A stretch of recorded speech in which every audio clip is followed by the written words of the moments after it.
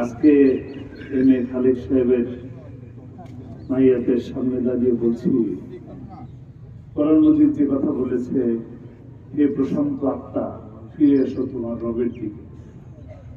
আমরা দোয়া করি আল্লাহ রাব্বুল আলামিন তাকে প্রশান্ত আত্মা হিসাবে কবুল করে নিন। রবের দিকে, আমাদের মালিকের দিকে, আমাদের মুনিবের দিকে আল্লাহ তাআলা তাকে নিয়ে যান, জান্নাতবাসী করুন। তার এই যে খেদমত, এই যে আমার ভাই বললেন, জামাল ভাই বললেন, চারিদিক থেকে দেখা যায় তার বিভিন্ন প্রতিষ্ঠান। আল্লাহ রাব্বুল আলামিন তার এই প্রতিষ্ঠানের মাধ্যমে তার জীবনের সকল ভুল ত্রুটিগুলো ক্ষমা করে দিয়ে সাদকায়ে জারিয়া হিসাবে সারাটা কিয়ামত পর্যন্ত সারা জীবন যেন সেই সওয়াবের ভাগীদার তিনি যেন হতে পারেন, এই দোয়া আমরা সকলে মিলে করি। তার ভুল ত্রুটি ছিল, কোনো সন্দেহ নাই, আমাদের সকলের জীবনে ভুল ত্রুটি আছে। আমরা সকলে দোয়া করি আল্লাহ রাব্বুল আলামিন আমাদের সকলের গুনাহ খাতাকে মাফ করে দিন।